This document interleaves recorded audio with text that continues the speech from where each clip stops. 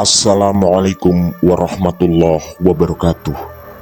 Selamat jumpa kembali sahabat-sahabat viewer dan subscriber channel Titah Misteri. Kali ini kami akan membawakan sebuah kisah misteri dengan judul Rumah Tua Bekas Pesugihan. Selamat mengikuti.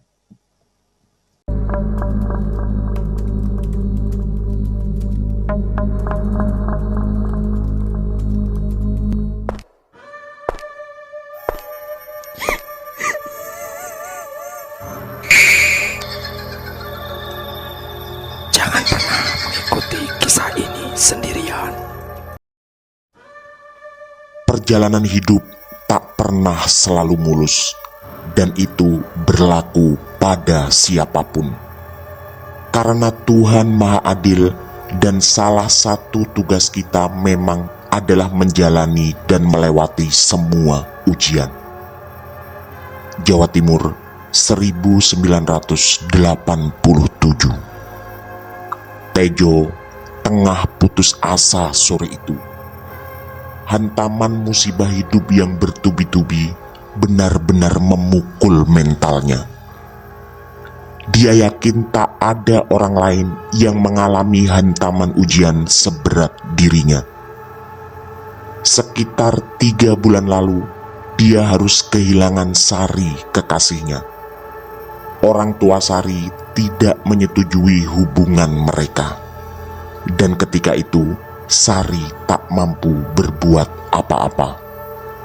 Tejo sebenarnya sadar bahwa dia berasal dari keluarga yang sederhana dan mungkin tak pantas bermimpi terlalu tinggi terhadap Sari, gadis cantik, anak salah satu juragan sawah. Sekuat apapun cinta mereka berdua, Sari tak berani mengambil langkah tanpa restu bapak dan ibunya. Akhirnya, dia dinikahkan dengan orang lain yang konon adalah anak dari sahabat bapaknya, yang juga seorang juragan sawah. Tejo hampir gila saat itu. Kehilangan kekasih menjadi pukulan yang terlalu berat. Untung bapak dan ibunya terus menguatkannya. Tejo pun perlahan bisa melupakan peristiwa itu. Dia kemudian menjalani keseharian seperti sebelumnya. Menjadi buruh tani dan kuli bangunan yang memang tak ada jalan lain untuk mencari uang. Di umur 26 tahun, dia memang sudah harus bisa hidup mandiri. Kehidupan kembali normal seperti sebelum mengenal dan menjalin hubungan dengan Sari. Sampai suatu hari, musibah yang jauh lebih besar terjadi. Bapak dan ibunya meninggal dalam sebuah kecelakaan. Mobil yang ditumpangi dalam iring-iringan acara pernikahan tertabrak oleh bis berkecepatan tinggi. Ada 4 korban meninggal, termasuk beliau berdua. Tejo berteriak melolong-lolong akibat kejadian itu. Sebagai anak tunggal, tak ada lagi orang tua dan tak ada pula saudara. Bahkan sampai sekitar seminggu, Tejo tak bisa makan. Rasanya kehidupan ini tak lagi berarti. Sampai suatu saat dia diselamatkan oleh seorang bapak tua. Bapak itu mengaku bernama Pak Sumitro. Tejo bertemu dengannya di sudut pasar ketika duduk lesu merenungi nasibnya.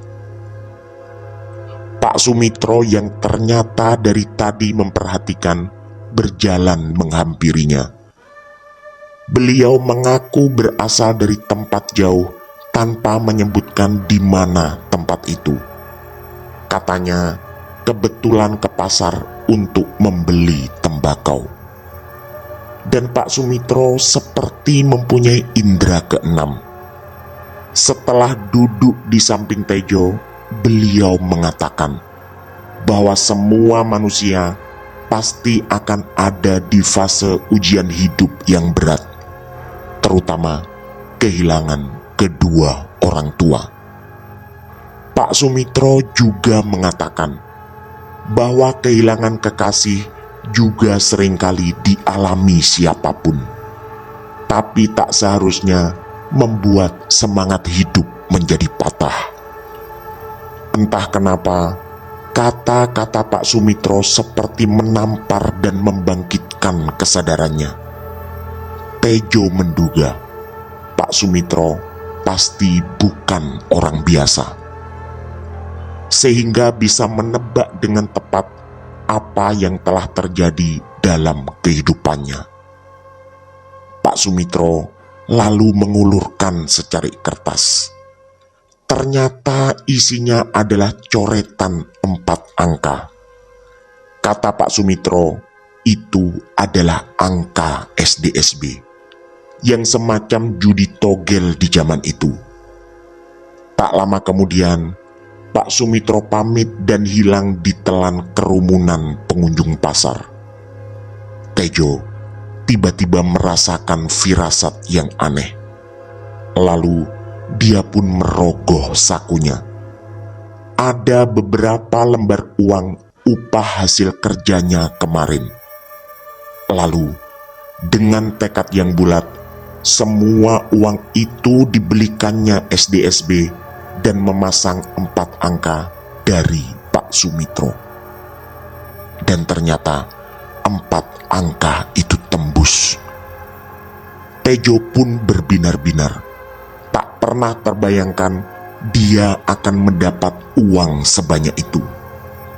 Satu yang sangat disayangkan, kedua orang tuanya telah tiada dan tidak sempat menyaksikan dia mendapat uang begitu banyak. Setelah menukar kupon dan menerima uang, Tejo berjalan mengelilingi pasar keesokan harinya. Tujuannya jelas. Dia ingin mencari Pak Sumitro yang memberikan 4 angka padanya. Tapi setelah sekian lama berkali-kali mengelilingi pasar dan bertanya pada beberapa pedagang, Pak Sumitro tidak ditemukan.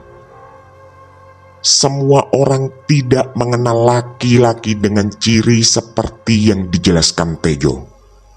Dia pun teringat bahwa Pak Sumitro berasal dari tempat cukup jauh yang hanya kebetulan membeli tembakau di pasar itu. Begitu kembali ke rumah, Tejo menangis sejadi-jadinya. Teringat kembali semua kejadian yang menimpa, tentang kedua orang tua dan juga tentang Sari. Apalagi rumah Sari tak terlalu jauh dari rumahnya. Rasanya tak sanggup melihat Sari berjalan bersama suaminya. Uang sangat banyak hasil SDSB sama sekali tak sebanding dengan semua kehilangan itu. Akhirnya, setelah kembali merenungi semua kesedihan, Tejo pun membuat keputusan besar. Setelah pamit pada teman-teman dan tetangga, dia pergi meninggalkan kampungnya. Berbekal uang hasil SDSB, Tejo berkeliling Jawa Timur. Dari satu bis ke bis yang lain dan hampir semua kota disinggahi. Selama beberapa hari, dia juga berpindah-pindah dari satu penginapan ke penginapan lainnya. Rumah dan pekarangan kecil sengaja dibiarkan, karena dia yakin andai pun dijual, harganya pun tidak seberapa. Sampai akhirnya, dia merasa srek ketika sampai di sebuah daerah di lereng Gunung Wilis. Ada satu rumah yang cukup menarik perhatiannya. Uang yang dia miliki lebih dari cukup untuk membeli rumah yang di depannya ada papan dan tertulis dijual. Tejo entah kenapa merasa mantap untuk memiliki rumah itu. Walau menurut informasi yang didapat ketika singgah di sebuah warung tak jauh dari sana, rumah itu kosong selama beberapa bulan dan konon agak angker. Setelah bertanya ke beberapa orang, Tejo ditunjukkan rumah Pak Gondo, yang adalah keluarga dari pemilik rumah kosong itu. Sesampai di sana, Tejo langsung disambut oleh Pak Gondo. Dan singkat cerita, setelah negosiasi beberapa lama, akhirnya rumah itu dibeli oleh Tejo. Apalagi harganya termasuk sangat murah. Atas bantuan Pak Gondo pula, Tejo dicarikan beberapa orang tetangga untuk membantu membersihkan. Rumah itu ternyata cukup besar, berisi 3 kamar dengan halaman yang luas. Kata Pak Gondo, pemiliknya adalah sepupunya yang sudah meninggal.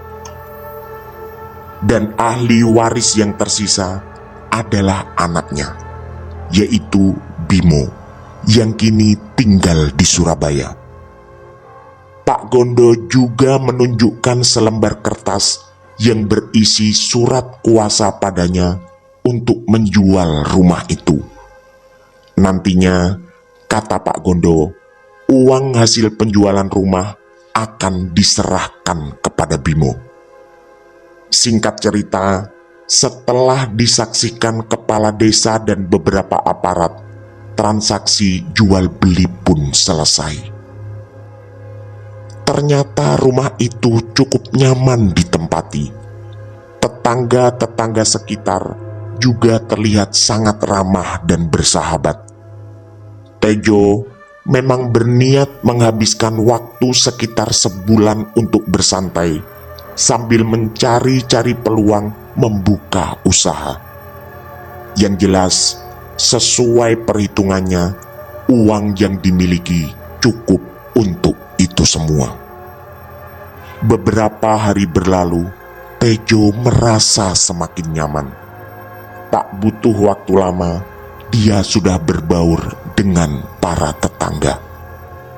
Pada mereka, Tejo mengaku berasal dari tempat yang jauh dan sengaja ke sini untuk menenangkan diri, serta melupakan semua peristiwa kelam dalam hidupnya.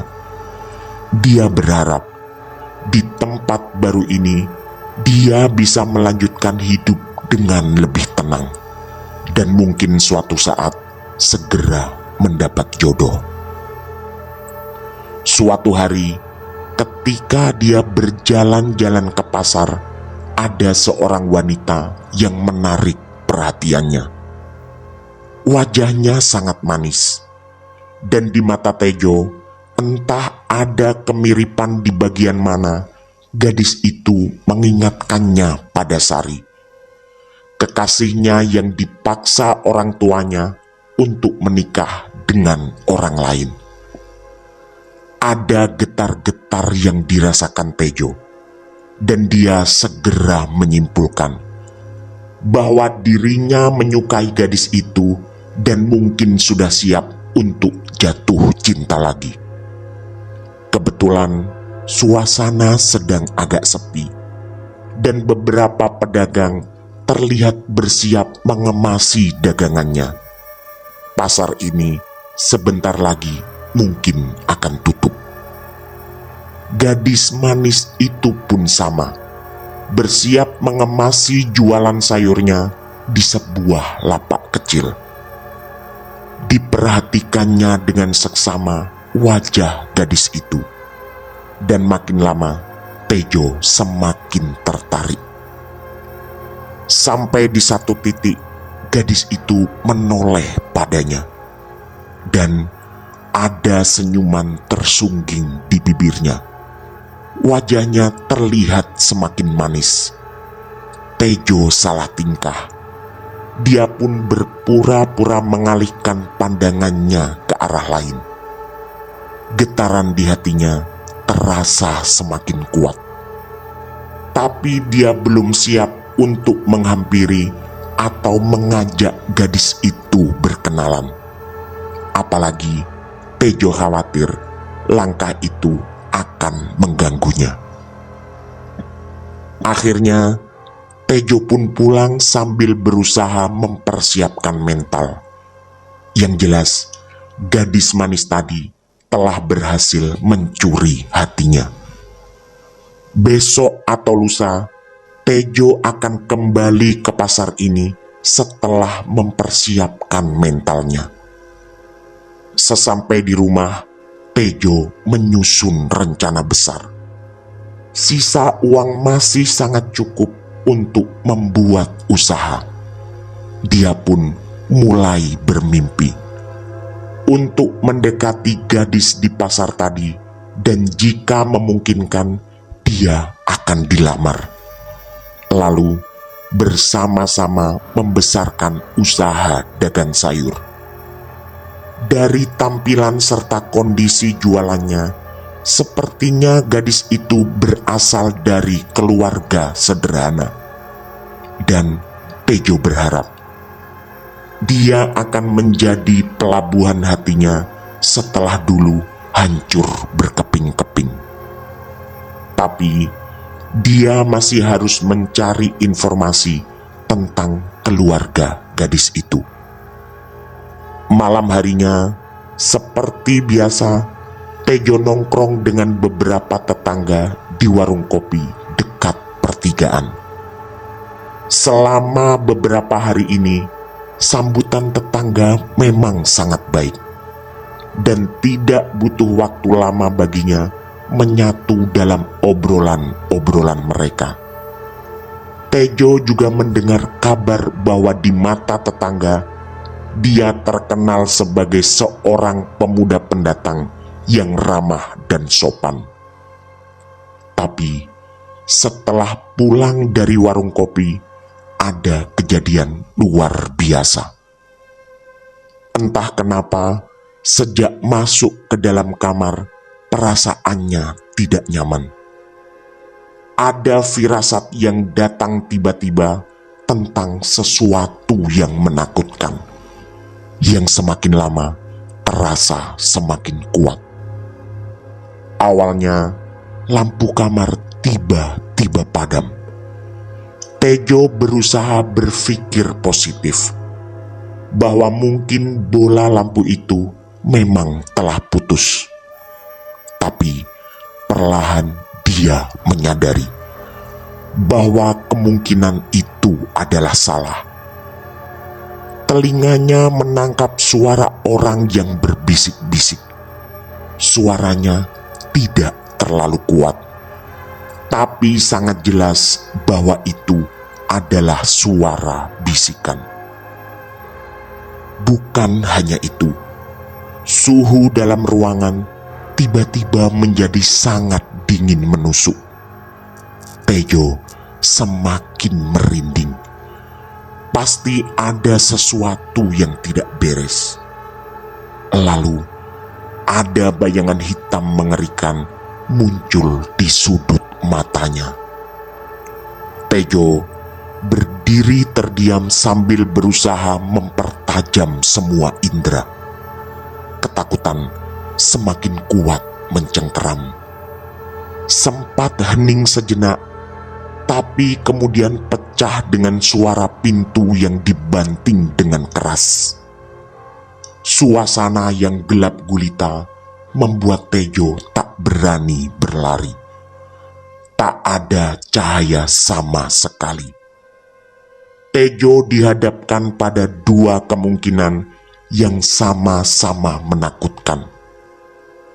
Memaksa keluar kamar dan rumah dalam kondisi gelap gulita dan mungkin tersandung sesuatu, atau bertahan dalam situasi yang makin lama makin mencekam. Teror terus berlangsung. ada suara piring yang dibanting di dapur. Memang Tejo membeli selusin piring dan gelas beberapa hari lalu. Bisikan-bisikan tadi semakin kuat dan perlahan terasa mengitari tubuhnya. Lalu dengan sisa-sisa keberanian, Tejo perlahan melangkah ke arah pintu. Tapi begitu gagang pintu berhasil diraih, terasa bahwa bukan hanya dia yang sedang memegang gagang itu. Ya, ada makhluk lain yang juga sedang menyentuhnya. Tejo terdiam karena tidak yakin gerakan apapun akan membuat keadaan menjadi lebih baik.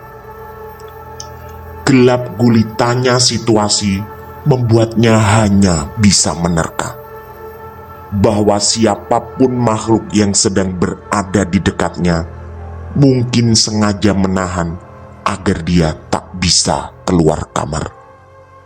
Bulu kuduk semakin merinding. Mungkin pasrah adalah pilihan terakhir dan satu-satunya. Ketika degup jantung makin tak beraturan, terdengar suara sepeda motor melintas di depan rumahnya. Dan pendar cahaya lampunya sempat masuk ke dalam kamar. Lalu terlihat sepintas olehnya sesosok perempuan yang berdiri di dekatnya. Sosok itu pula yang dari tadi menahan gagang pintu dengan tangannya. Tejo benar-benar terjebak dalam ketakutan yang tidak terlukiskan. Wanita itu berambut panjang terurai dengan luka di sekujur wajahnya. Di sini Tejo teringat ketika awal-awal datang di kampung ini, sempat terdengar kabar rumah ini agak angker, yang sempat diabaikan karena selama beberapa hari ini semuanya berjalan normal. Tak lama kemudian, lampu tiba-tiba menyala kembali. Untungnya, sosok itu tak ada lagi di dalam kamar. Setelah menarik nafas panjang dan mengumpulkan segenap keberanian, Tejo melangkah keluar dari kamarnya. Tapi semua belum berakhir. Di ruang tamu terlihat sesosok laki-laki yang duduk berhadapan dan ngobrol dengan perempuan di depannya. Dengan seutuh kesadaran, Tejo meyakini mereka berdua pasti bukan manusia. Semua pintu telah dikunci tadi ketika dia pulang dari warung. Alangkah mustahil ada siapapun bisa masuk ke dalam rumah, apalagi langsung duduk dan ngobrol di ruang tamu. Tejo hanya bisa mengintip dari sudut luar kamarnya. Tak ada jalan lain untuk keluar rumah selain melewati ruang tamu itu. Sebenarnya ada pintu belakang, tapi dia teringat ada tadi suara piring pecah dan pintu yang dibanting di sana. Mungkin di sana suasananya jauh lebih menakutkan. Dengan sekujur tubuh yang bergetar, Tejo berusaha membangkitkan pikirannya. Minimal, dia masih bisa berpikir sesuatu sebagai jalan keluar. Lalu, tiba-tiba tercium aroma yang sangat aneh. Seperti anyir yang bercampur dengan bau kemenyan dan semerbak beraneka bunga. Ini semakin meyakinkan bahwa dirinya sedang terjebak di antara makhluk-makhluk tak kasat mata. Lalu, entah bagaimana caranya, dua sosok di ruang tamu itu tidak lagi terlihat. Kursi sudah benar-benar kosong. Tejo merasa ini adalah saatnya. Dengan sekuat tenaga, dia berlari dan lalu membuka pintu depan. Kemudian dia bergegas berlari pula ke rumah Pak Umar, yang hanya terpisah 2 rumah dari sana. Beliau adalah imam sholat Jumat beberapa hari yang lalu. Juga sempat terlihat bergabung di warung kopi bersama Tejo dan para tetangga. Tejo berharap Pak Umar bisa membantunya. Diliriknya jam tangan jam setengah 12 malam. Dengan nafas tersengal, Tejo mengetuk pintu rumah itu. Setelah beberapa kali ketukan dan salam, keluarlah Pak Umar dengan wajah seperti baru bangun. Tentu saja, Tejo segera minta maaf karena telah mengganggu istirahat di malam selarut ini. Pak Umar menyalakan lampu ruang tamu dan segera mempersilahkan Tejo masuk. Setelah suasana lebih tenang, dia pun diminta bercerita. Tejo mengawali ceritanya dengan firasat tidak enak yang belum pernah dirasakan sebelumnya.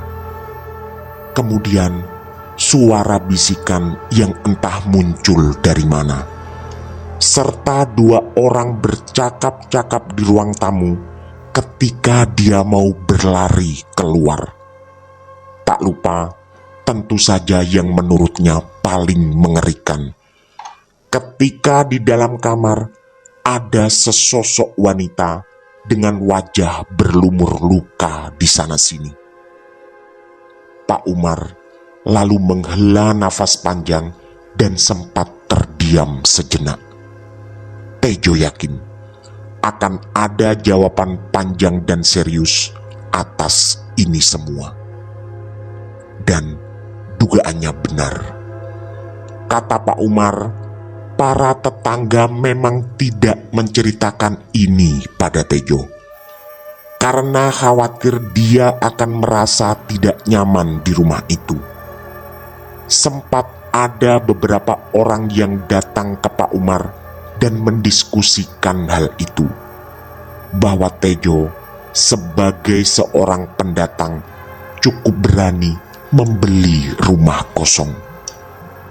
Tejo semakin fokus mendengarkan. Pak Umar lalu menceritakan kembali bahwa di mata tetangga, Tejo dinilai sangat baik, berbaur dengan ramah, dan tak pernah terlihat macam-macam. Itulah alasan semua orang mungkin tak sampai hati menyampaikan sesuatu yang justru akan mengecewakan. Apalagi selama beberapa hari ini Tejo terlihat nyaman.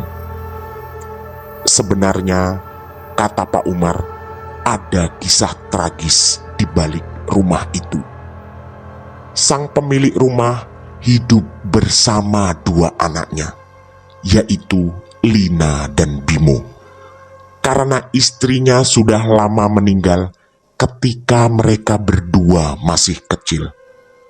Dulu, dia adalah seorang buruh tani biasa seperti kebanyakan warga. Tapi tiba-tiba kekayaannya melejit. Warga sebenarnya tidak mempermasalahkan, karena menurut Pak Umar, warga di kampung ini bukan tipe masyarakat yang mudah iri dan dengki. Tapi semua akhirnya terganggu karena banyak pengakuan warga tentang kehilangan uang dan perhiasan. Dan yang membuat warga marah, beberapa kali terlihat ada seekor babi aneh di tengah malam setelah ronda digalakkan. Dan babi itu selalu menghilang di samping rumah yang kini dibeli dan ditempati Tejo. Tejo terkesiap sambil meneguk ludah. Dia lalu teringat bahwa rumah dan pekarangan itu dijual sangat murah padanya. Hal itu pula yang membuatnya mengambil keputusan cepat, walau sempat terdengar kabar bahwa rumah itu angker. Pak Umar menyeruput kopi yang baru dihidangkan oleh istrinya dan mempersilahkan pula pada Tejo. Lalu beliau melanjutkan ceritanya. Ketika kemarahan warga memuncak, tiba-tiba terjadi sesuatu yang mengejutkan. Lina, si anak sulung, dikabarkan meninggal. Dan warga, termasuk Pak Umar sendiri, menyaksikan begitu banyak keanehan ketika acara pemakaman. Pak Umar tak menjelaskan lebih lanjut keanehan yang dimaksud, tapi intinya mengarah pada satu hal, bahwa Lina meninggal secara tidak wajar. Kasak kusuk pun berhembus kuat dan membuat warga semakin percaya bahwa Lina adalah tumbal atas pesugihan bapaknya yang tiba-tiba berubah menjadi orang kaya. Bapaknya Lina, kata Pak Umar, sempat membeli 5 hektar sawah dan sebuah sepeda motor baru. Di kampung ini tak ada orang yang punya lahan seluas itu. Semua sawah itu sudah terjual dan uangnya dibawa oleh Bimo, si anak bungsu yang kini belum menikah dan hidup di Surabaya. Sebelumnya, sang bapak meninggal karena kecelakaan bersama sepeda motor barunya. Memang tak mudah dibuktikan, tapi semua orang percaya bahwa rumah itu adalah rumah bekas pesugihan. Karena kondisinya yang cukup bagus seperti sekarang, setelah direnovasi yang diduga dengan uang hasil pesugihan itu. Tejo pun manggut-manggut mendengar penjelasan yang mencekam dan memilukan itu.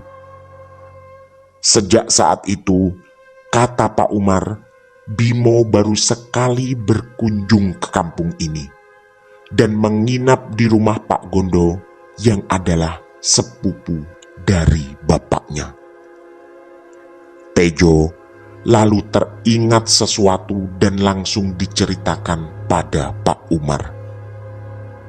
Tejo mengawali cerita kali ini dengan derayan air mata, yaitu tentang kehilangan Sari serta yang paling penting kedua orang tuanya.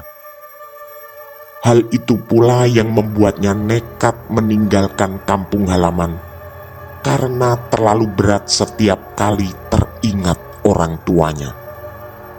Tak lupa, Tejo juga menjelaskan asal-muasal dia bisa mempunyai banyak uang, sehingga bisa membeli rumah itu dan masih punya cukup tabungan untuk rencana membuka usaha, yaitu ketika bertemu seorang bapak di pasar dekat kampungnya yang kemudian memberinya 4 angka SDSB dan langsung dipasangnya. Pak Umar lalu berdiri dan masuk ke dalam kamar. Tak lama kemudian, beliau kembali dengan membawa sebuah album foto. Katanya, itu adalah album foto ketika acara pernikahan anaknya sekitar 2 tahun lalu. Ini dek, saya mau tunjukkan sesuatu. Begitu ucap Pak Umar sambil membuka album foto itu. Setelah mencari-cari, Pak Umar berhenti di satu foto. Di sana ada kedua mempelai, Pak Umar bersama istrinya, serta seorang bapak dengan kedua anaknya. Kata Pak Umar, inilah almarhum pemilik rumah yang baru dibeli Tejo. Pemuda itu adalah Bimo, yang kini tinggal di Surabaya dan diapit oleh bapak dan kakak perempuannya. Dan setelah memperhatikan seksama, Tejo sangat terkejut. Ternyata bapaknya Bimo adalah laki-laki yang beberapa minggu lalu memberinya nomor togel. Dan kakak Bimo yang katanya bernama Lina, wajahnya benar-benar sama dengan seorang gadis manis yang dilihatnya di pasar tadi. Tejo tertegun dengan rasa terkejut luar biasa. Dia pun bercerita pada Pak Umar bahwa tadi di pasar melihat gadis seperti di dalam foto itu di sebuah lapak kecil dagang sayur. Pak Umar hanya tersenyum tipis dan lalu mengatakan bahwa almarhum Lina memang sering terlihat di pasar. Bukan hanya satu atau dua orang yang mengaku mengalami itu. Lalu, yang tidak kalah mengejutkan adalah informasi dari Pak Umar bahwa bapak pemilik rumah itu bernama Pak Sumitro. Tejo pun merinding sekaligus kebingungan.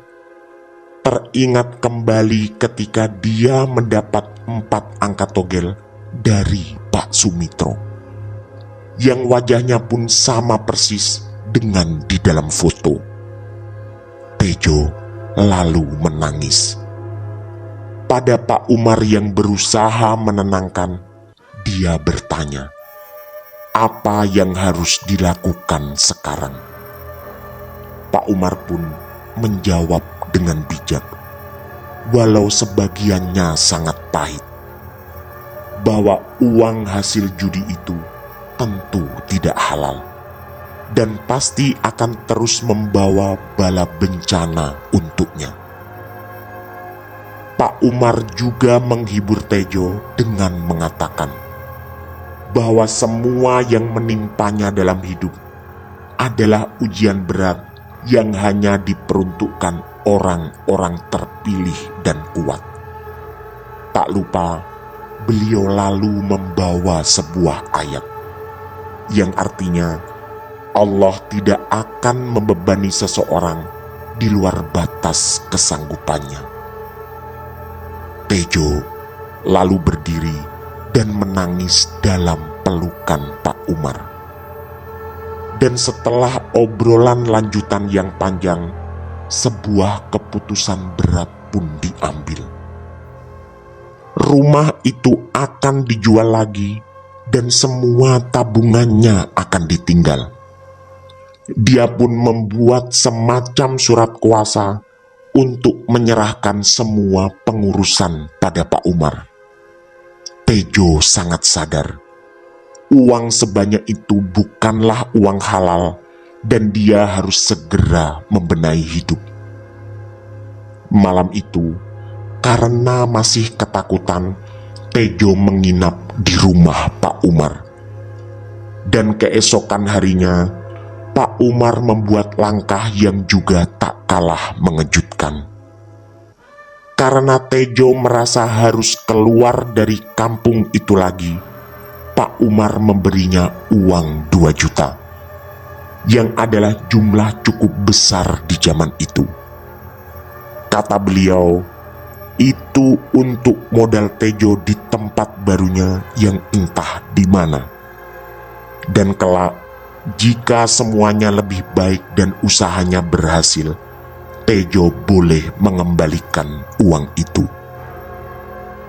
Perpisahan pun berlangsung haru. Tak ada warga lain yang tahu. Tak lama setelah sholat subuh, dia dicarikan ojek menuju terminal setelah beberapa menit mengemasi semua barangnya. Belum jelas kemana dia akan menuju, tapi hatinya bulat bahwa takdir memang mengharuskannya untuk melanglang buana lagi, mencari tempat kehidupan yang semoga di sana lebih baik. Dengan mengucapkan bismillah, Tejo pun meninggalkan rumah Pak Umar.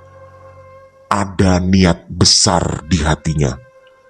Dia segera menemukan jalan setelah ditempa dengan rangkaian kejadian memilukan dan mengerikan dalam hidupnya. Tamat.